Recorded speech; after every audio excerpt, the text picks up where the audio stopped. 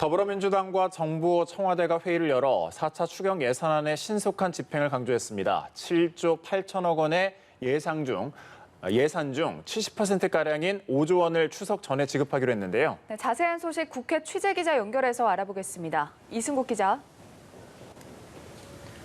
네, 오늘 오전 국회에서 열린 고위당정청 회의에는 더불어민주당 이낙연 대표와 정세균 국무총리, 김상조 청와대 정책실장 등이 참석했습니다.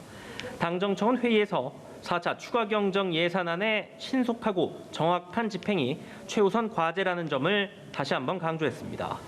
회의를 마친 뒤 최인호 민주당 수석 대변인은 7조 8천억 원의 추경 예산 중 70% 정도인 5조 원을 이번 추석 연휴 전에 지급할 계획이라고 밝혔습니다.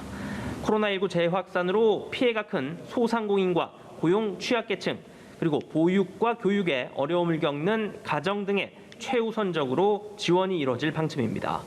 당정청은 이를 위해 정보 데이터베이스를 활용해 지급 관련 절차를 최대한 간소화하고 안내 문자 발송 등을 통해 홍보를 강화하기로 했습니다. 네, 그리고 실종된 공무원이 북측의 총격으로 숨진 사건에 대해 국민의힘은 정부의 대응을 강하게 질타했죠. 네, 그렇습니다. 국민의힘은 이번 사건과 관련한 정부의 대응을 깜깜이라고 비판했습니다. 김종인 비대위원장은 오늘 비대위 회의에서 우리 국민이 피살당한 중대 사건인데도 정부가 이렇게 모를 수 있는지 답답한 노릇이라며 그동안의 소통 채널은 허구였느냐고 지적했습니다. 배진영 대변인도 밤 12시라도 경위 파악을 하고 대처 방안을 강구해야 할 정부가 남의 일을 말하듯 담담하게 대처하고 있다며 청와대는 즉시 국가안전보장회의를 소집하라고 촉구했습니다. 민주당은 일단 신중한 모습입니다. 사건의 파장을 예의주시하고 있는 가운데 오후 1시 20분 이낙연 대표와 김태년 원내대표가 국방부로부터 관련 내용에 대해 보고받을 예정입니다.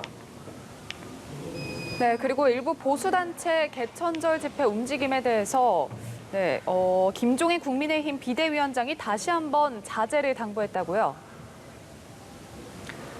네, 김종인 비대위원장은 이번 추석 연휴가 코로나19 재확산의 최대 고비라며 방역 당국의 지침에 최대한 협조하는 게 타당하다고 말했습니다. 일부 보수단체의 개천절 장외 집회 움직임에 대해 거듭 자제를 촉구한 건데요. 현 상황에서 대규모 장외 집회를 여는 것은 국민의 생명과 안전에 위협이 될 수 있다는 우려가 크고 자칫 정부의 실정을 덮는 빌미로 악용될 수 있다고도 강조했습니다.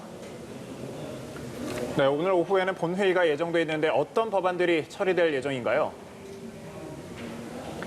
가장 눈에 띄는 법안은 코로나19로 피해를 본 임차인의 상가 임대료 부담을 덜어주는 내용의 상가 건물 임대차 보호법 개정안입니다. 이 법안에는 코로나19 등 1급 법정 감염병 방역 조치로 타격을 입은 소상공인과 자영업자가 건물주에게 임대료를 깎아달라고 요구할 수 있는 근거가 담겼습니다.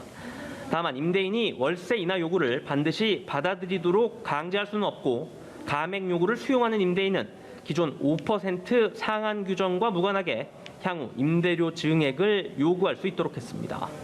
또 현행법에는 임대료를 석 달 연체하면 임대인이 계약을 해지할 수 있지만 개정안이 시행되면 6개월까지는 임대료가 밀리더라도 임차인을 내보낼 수 없습니다.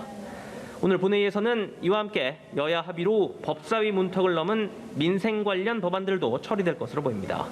지금까지 국회에서 전해드렸습니다.